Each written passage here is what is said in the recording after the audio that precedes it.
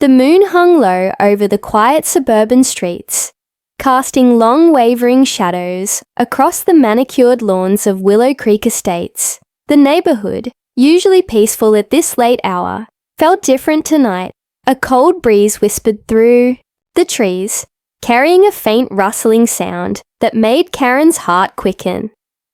She stood at the window of her cozy living room, clutching her phone in one hand, eyes fixed on the dark silhouette moving near the neighbor's front porch. Her breath hitched as the shadow shifted suddenly. Was it trying to hide?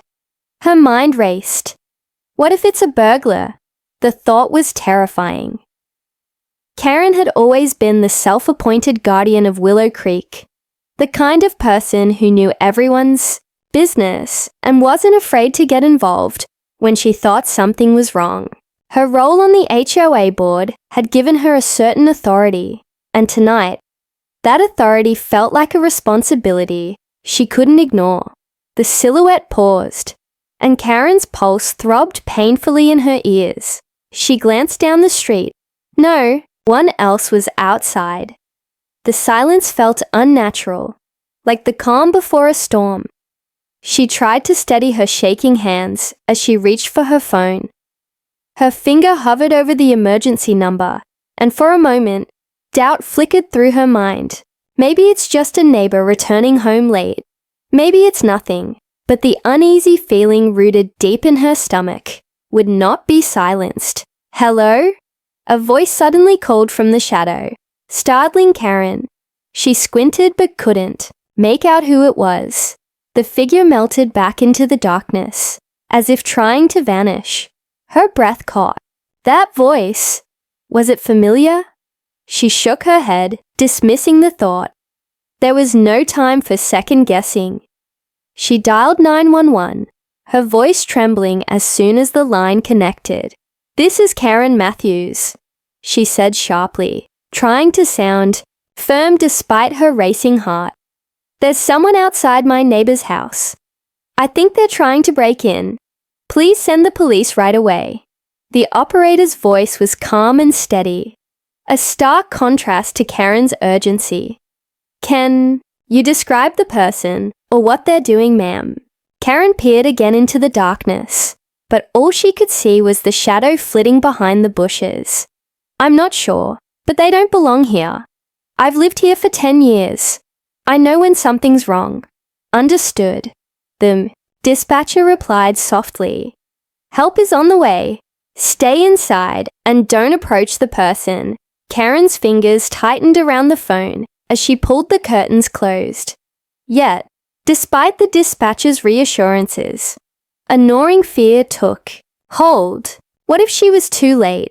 What if the intruder got inside before the police arrived? Her eyes darted nervously toward the front door, then back to the window.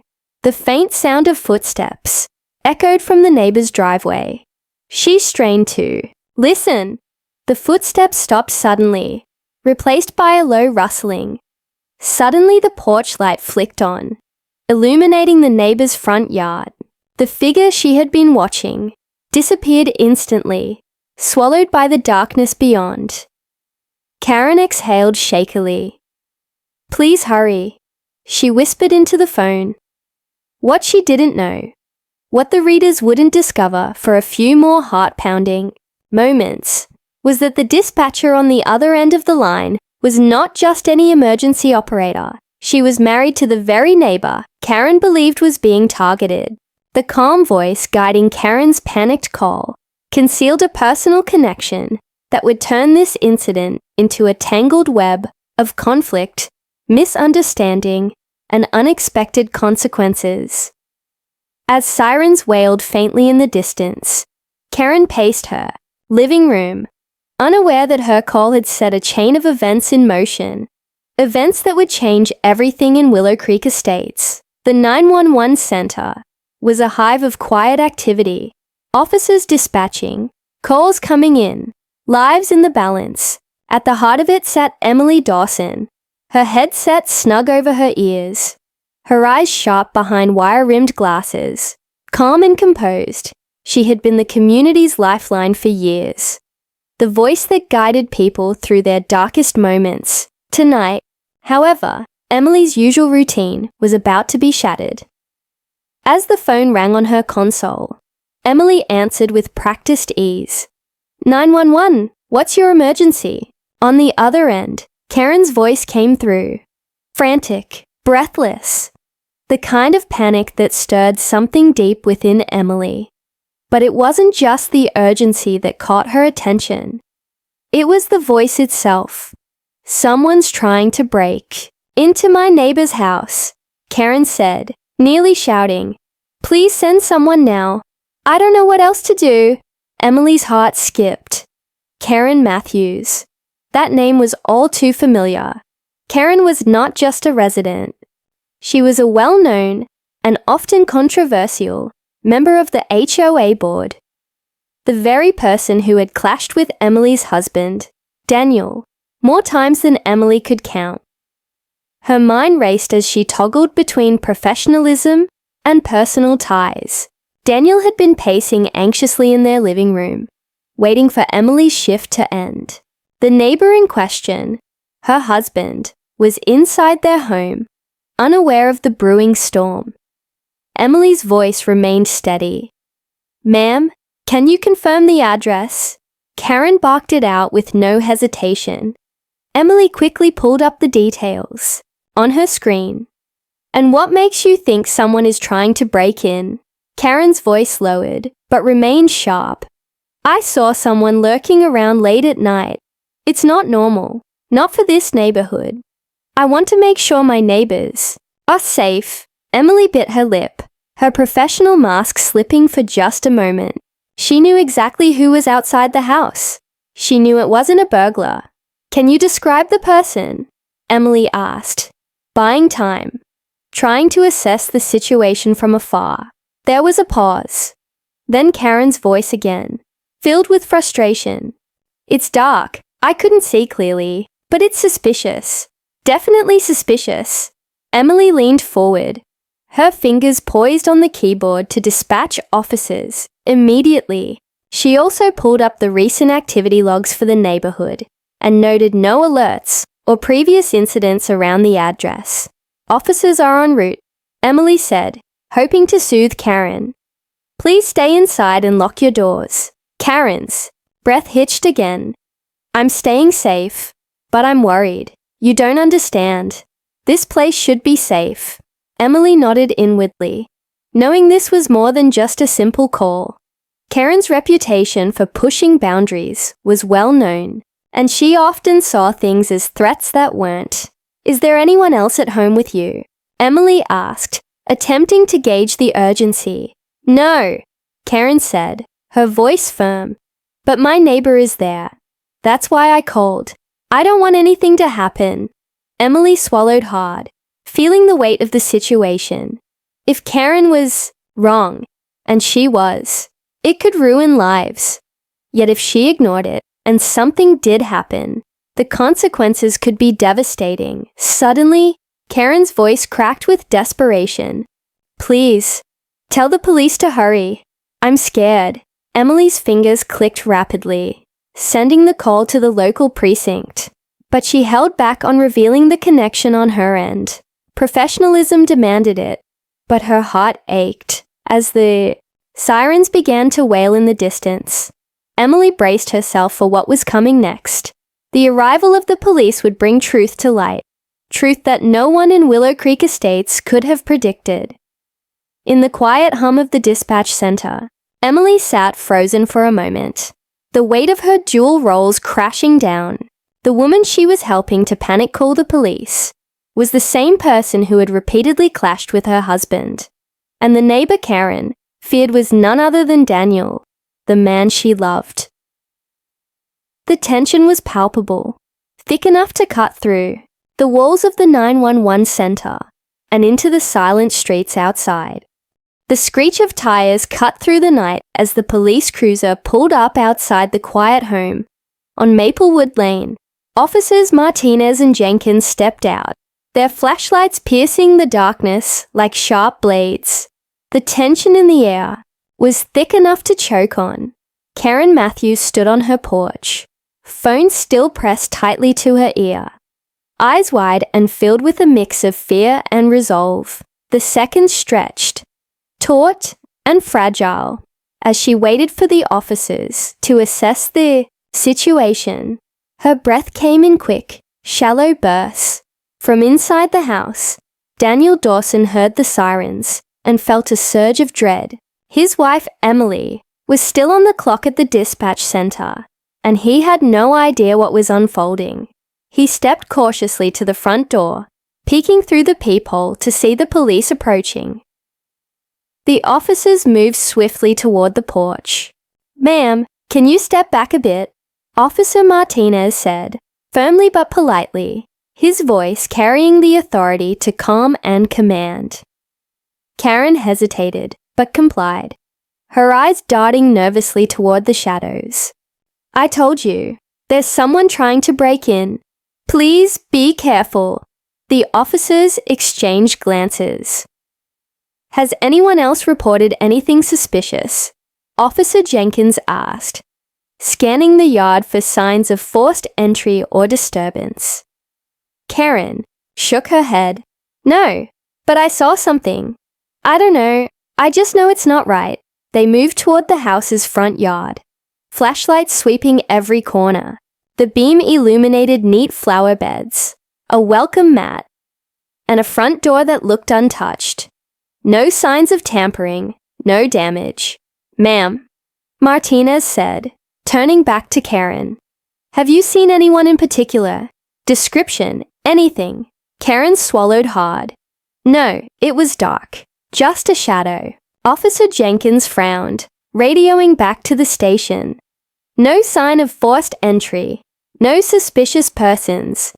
Negative on everything so far." Daniel opened his door cautiously, stepping out with his hands raised to show he meant no harm.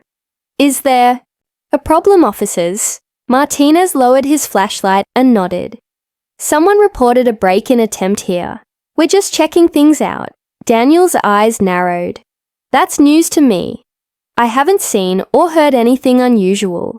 Karen's voice cracked as she interjected from the porch. "He's lying. He's the one I called about. I'm protecting the neighborhood." The officers exchanged another glance, sensing the situation was far from simple. The tension was electric now, thick with accusation and confusion. Just then, the dispatcher's voice came over Martinez's radio, crisp and professional. "Unit 7, please be advised. The caller is Karen Matthews, and the dispatcher handling the call is Emily Dawson." Martinez paused, confusion flickering on his face. "Wait, did you say Emily Dawson, the dispatcher?" "Affirmative, and Daniel Dawson is the homeowner." The voice confirmed. Karen's face went pale. Her eyes widened in disbelief. "No, that can't be. She's on duty. She took my call." Daniel looked between Karen and the officers, the pieces falling into place. "Emily, she's your wife?" Karen's shoulders sagged, her bravado crumbling in an instant. The officers stepped back, their demeanor shifting from suspicion to a more cautious approach. The night air was heavy now, thick with unspoken questions, and the weight of a tangled web. Karen's fears had set in motion a chain reaction that nobody had expected, and the line between neighborly concern and reckless accusation blurred dangerously. Emily, still at the dispatch center miles away, took a steadying breath. The situation was spiraling, and she knew the hardest part was yet to come. The two officers stood just inside the well-kept front yard, the porch light casting long shadows that danced across the immaculate lawn. Karen remained frozen on her porch steps, her mind racing faster than the police radio crackling in the night air. The realization that the dispatcher was Daniel's wife weighed heavily on her, yet panic refused to ease. Officer Martinez cleared his throat, breaking the silence. "Ma'am, we need to conduct a quick search around the property to rule out any danger." His tone was firm, but respectful. Karen swallowed, her throat dry. "Go ahead. I just want to keep everyone safe." Daniel stepped forward, his brows furrowed with concern. "I don't want any trouble, but I also want to make sure this is handled properly." His eyes flicked toward Karen, a mixture of frustration and disbelief. The officers spread out cautiously, their flashlights sweeping over the pristine bushes and walkways. Martinez radioed back for backup, stating that the initial sweep had turned up nothing suspicious. The tension in the air was nearly suffocating. Meanwhile, Emily sat in the dispatch center, her fingers hovering over the console as she listened intently to the unfolding events through the radio. She struggled to maintain her composure. Professionalism dictated that she stay neutral, but every word tugged at her heart. Back at the house, Officer Jenkins paused near the side gate, shining his light down the driveway. No signs of forced entry, no broken locks, no footprints in the flower beds. He reported, voice low but steady. Karen's eyes welled with tears. "Then why did I see something? I'm not crazy. I know what I saw." Daniel stepped forward, his voice gentle but firm. "Karen, maybe it was just a shadow, or an animal. It happens. Sometimes the mind plays tricks when you're scared." Karen's lip trembled. "I just want to protect the neighborhood. I don't want anything bad to happen to anyone." The officers nodded in understanding, but the mood was shifting. What began as a simple safety concern was now spiraling into a complex conflict, tangled with suspicion and mistrust. Suddenly, a soft beep came from Martinez's radio. "Dispatch, we've got a call from the patrol unit nearby. They're seeing movement near the edge of the property." Karen's heart pounded in her chest. She gripped the railing of the porch, eyes darting toward the shadowed bushes where the movement was reported. "Stay calm, ma'am," Martinez instructed, moving cautiously toward the noise. Jenkins followed closely, their flashlights cutting through the darkness like twin swords. The officers parted the bushes to reveal nothing. A neighborhood cat blinked up at them, seemingly unimpressed by the commotion. A nervous chuckle escaped Karen's lips, mixed with relief and embarrassment. Maybe it was just that cat. Daniel exhaled deeply. "See?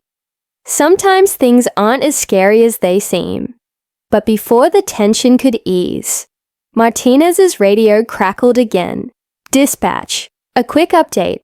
We're documenting this as a false alarm, but we recommend speaking with the caller about the seriousness of making emergency calls." Karen's face paled. "False alarm, but Emily's voice, calm but authoritative, came through the radio.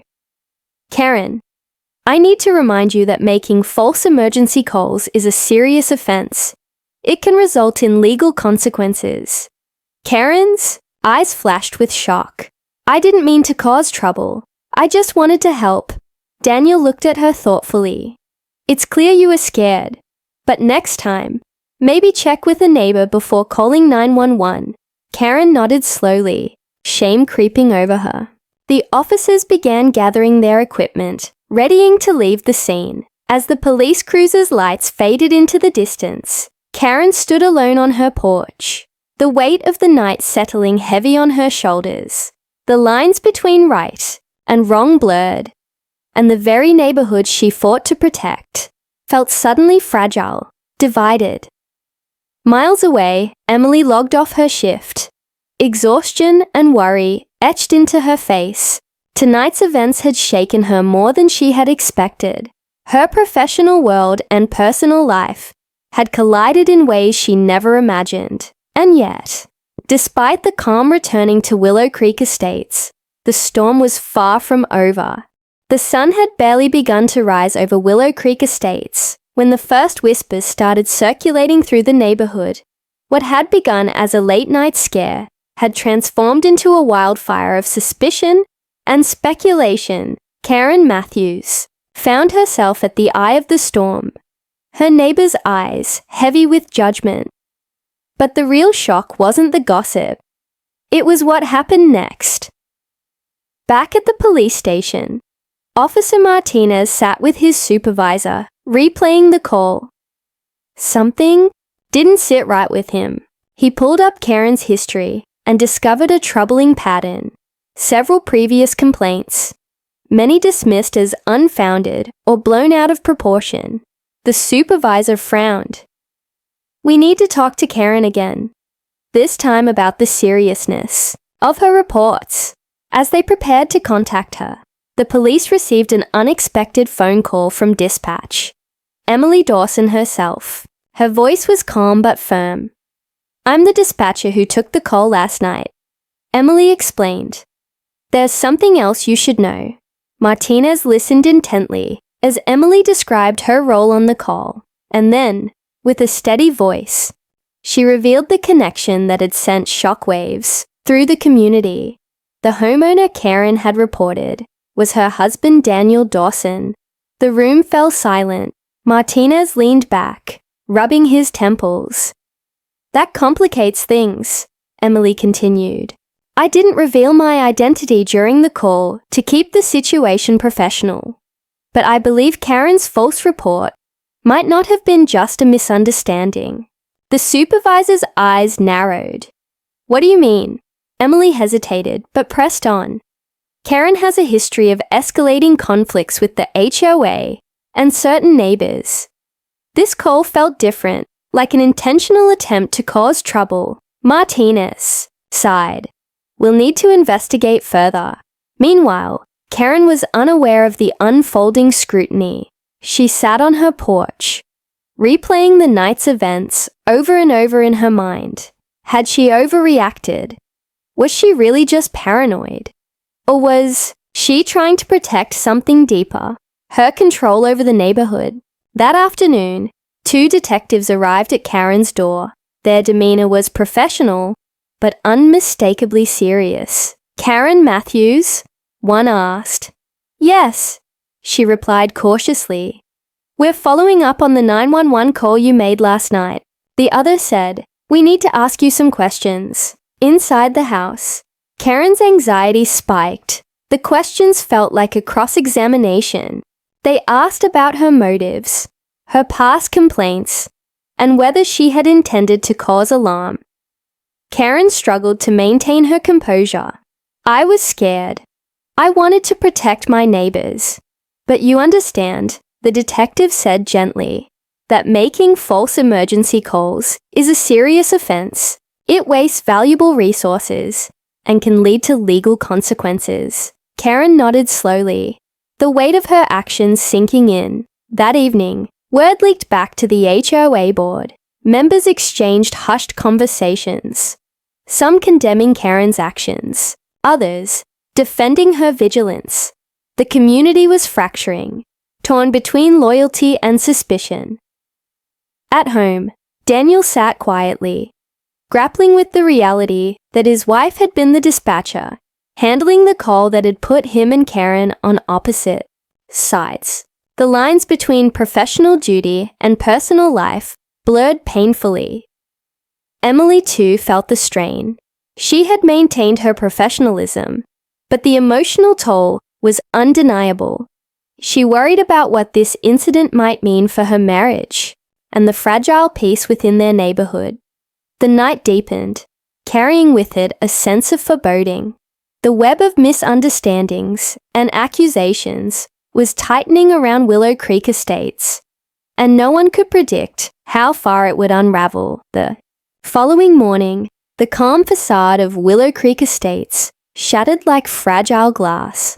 News of Karen Matthews' investigation spread swiftly, fueling heated discussions among residents.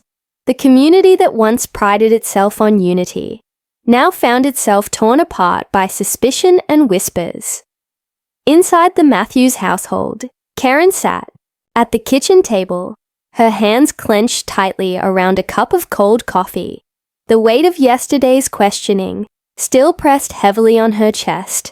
She felt betrayed by a system she once trusted to protect her neighborhood. Her phone buzzed, abruptly, breaking the silence.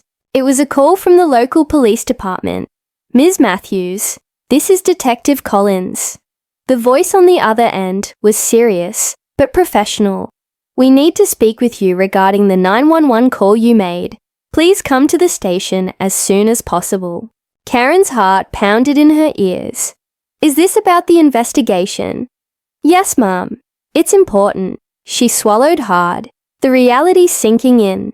The possibility she might be arrested for making a false report felt surreal.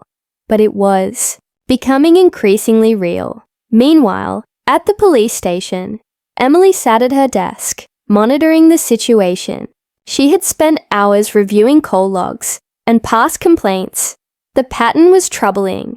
Karen's history of alarmist calls was well documented, but this latest incident had crossed a line. Emily's supervisor approached her desk quietly.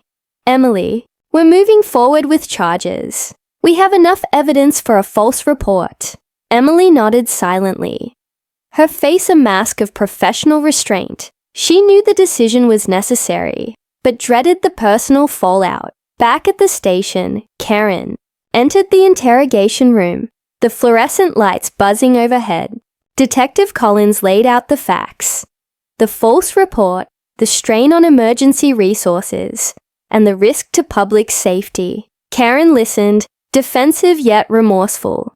"I wasn't trying to cause trouble. I was scared, and I wanted to keep everyone safe." The detective sighed. "We understand fear, but false alarms have consequences. The law takes this seriously." The conversation was interrupted when Emily walked in.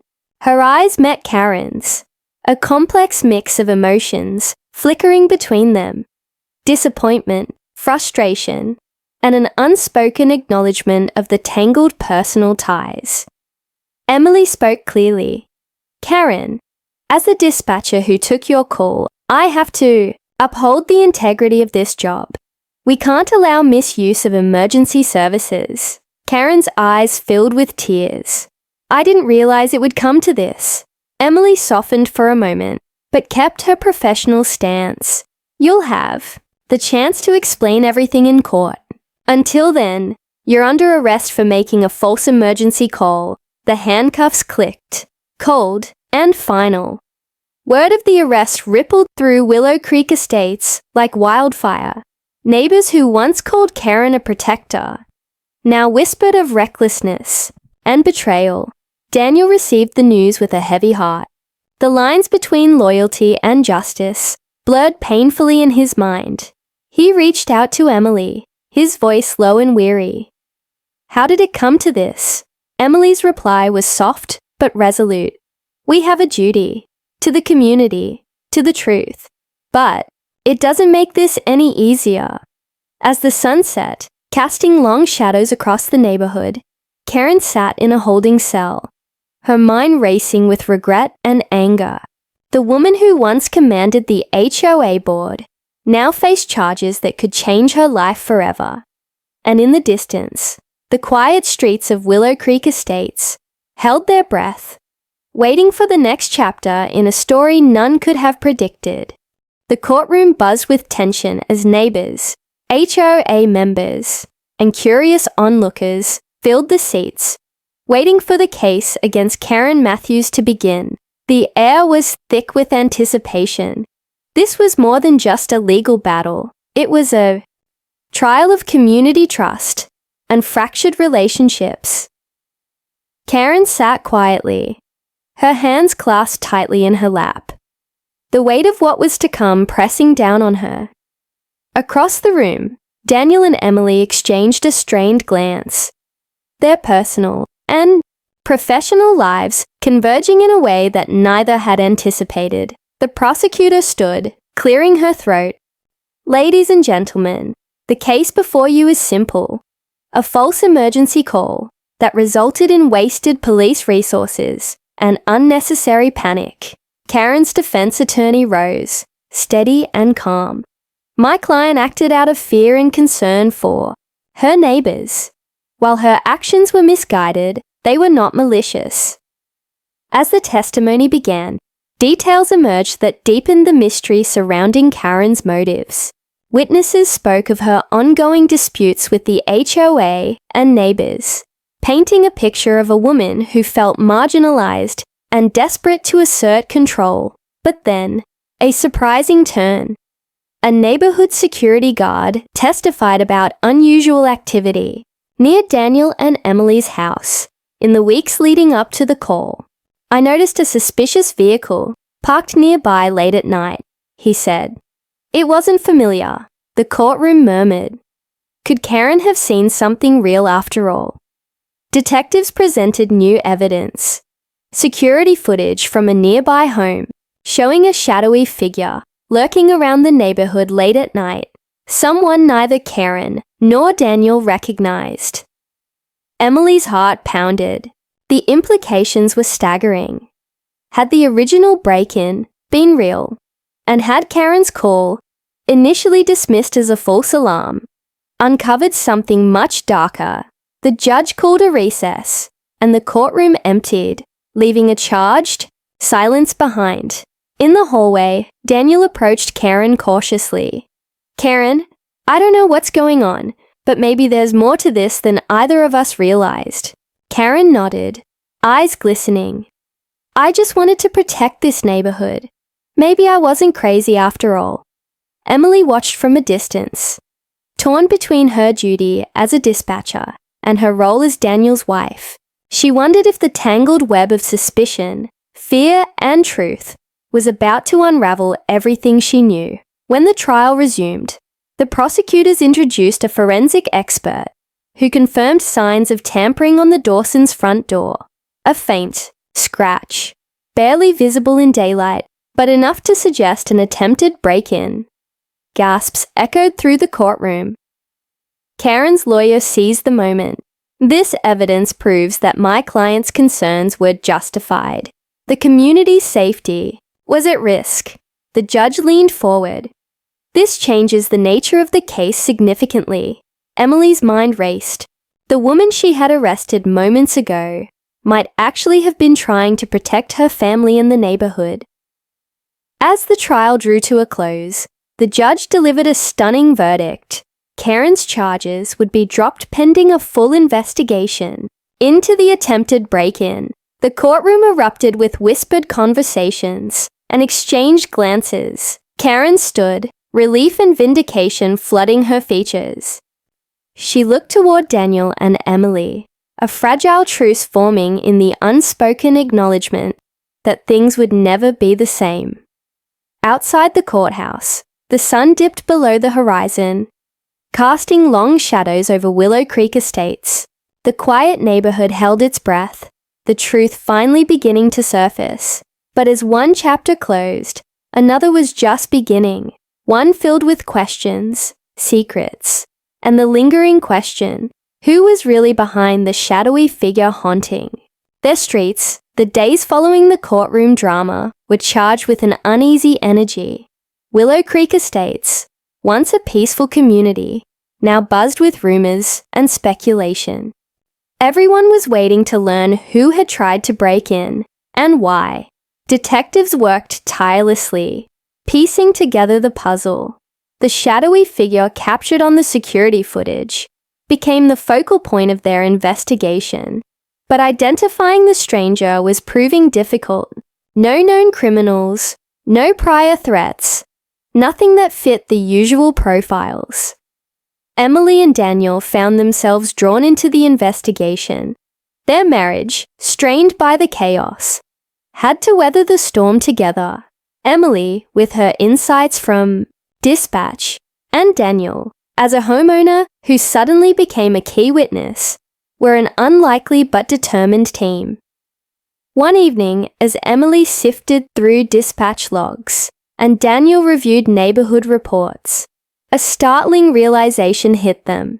The suspicious vehicle, the one seen by the security guard, had been spotted at multiple locations on different nights, always near homes where HOA disputes had recently flared. Emily's phone buzzed with a new alert. An anonymous tip had been sent to dispatch, claiming knowledge of the person behind the break-in attempts. They shared the tip with the lead detective. The message was chilling. The shadow is closer than you think. Look inside the HOA. The accusation sent shockwaves through the HOA board. Fingers pointed, alliances shifted, and the community's fragile peace shattered further. Emily and Daniel confronted the HOA president, Mr. Whitman, a man known for his strict enforcement and stern demeanor. Whitman denied any involvement, but his evasive answers only fueled suspicion. The detective discovered discrepancies in HOA records, missing meeting minutes, altered complaint logs, and suspicious financial transactions. It seemed someone within the HOA was orchestrating unrest, using fear and false alarms to manipulate neighbors and consolidate power. In a tense confrontation at the HOA office, Emily and Daniel presented their findings. Whitman's calm facade cracked. He confessed, not to the break-ins, but to covering up the disturbances to protect his control over the community. The real culprit, however, remained at large. Then, late one night, Emily's phone rang. A distorted voice whispered from the other, and, "You're closer than you think. Stop digging or you'll regret it." The call ended abruptly, leaving Emily shaken, but more determined than ever. The next morning, a neighborhood meeting was called. Karen Matthews, now cleared of charges and vindicated, stood alongside Emily and Daniel. Together, they revealed the truth. The community had been manipulated by internal greed and deception. As the residents listened, the shadowy figure finally came to light. Not a stranger, but a disgruntled former HOA member seeking revenge through chaos and fear. With his arrest, the neighborhood began to heal. Forgiveness grew, old wounds slowly mended, and the fragile trust was restored, this time built on honesty and transparency. Emily and Daniel's marriage, tested by fire, emerged stronger. Karen found a new role, not as an adversary, but as an advocate for community unity. And as Willow Creek Estates returned to its peaceful rhythms, the night sky stretched endlessly above, a reminder that even in darkness, truth could shine through.